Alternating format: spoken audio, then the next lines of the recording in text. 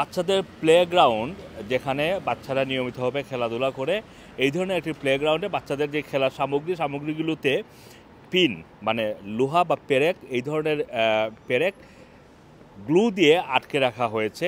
এই ঘটনাটি ঘটেছে মূলত অক্সফোর্ডের পার্শ্ববর্তী একটি শহর মার্শামে এবং এই ঘটনাটি ঘটার পরে অভিভাবকরাও উদ্বিগ্ন হয়ে স্থানীয় কাউন্সিল এবং পুলিশকে অবহিত করেছেন। স্থানীয় কাউন্সিল ইতিমধ্যে এই পিনগুলো বা পেরেকগুলো রিমুভ করেছে।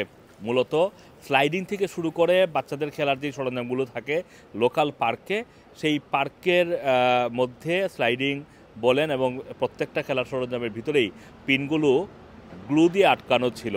কারণ এগুলো যেহেতু সলিড, এখানে পিনগুলো মারার কোনো সুযোগ নেই, সেই ক্ষেত্রে গ্লু দিয়ে আটকানো ছিল এবং এখানে বাচ্চাদের কোনো ক্ষতিগ্রস্ত হয়নি। কারণ এটি গতকালকে যখন বাচ্চারা খেলাধুলা করেছে এই পার্কে, অভিভাবকরা সাথে ছিলেন, তখন কিন্তু এই পিনগুলো ছিল না।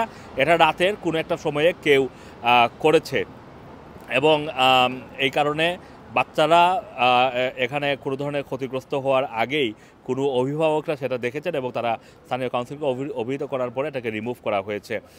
এবং স্থানীয় কাউন্সিল থেকে ইতিমধ্যেই বলা হয়েছে বা স্থানীয় প্রশাসন থেকে বলা হয়েছে পার্শ্ববর্তী বিভিন্ন এলাকায় এই ধরনের ঘটনা ঘটতে পারে। সুতরাং প্লেগ্রাউন্ডগুলোতে যখন বাচ্চাদেরকে দেওয়া হচ্ছে বা দেওয়া হয় বা হবে, তখন কিন্তু এই প্লেগ্রাউন্ডগুলোতে এই ধরনের কোনো ক্ষতিকারক বস্তু আছে কিনা, কেউ এই ধরনের পেরেক বা পিন এইগুলো আটকে রেখেছে কিনা সেইগুলো দেখার পরামর্শ দিয়েছে স্থানীয় কাউন্সিল।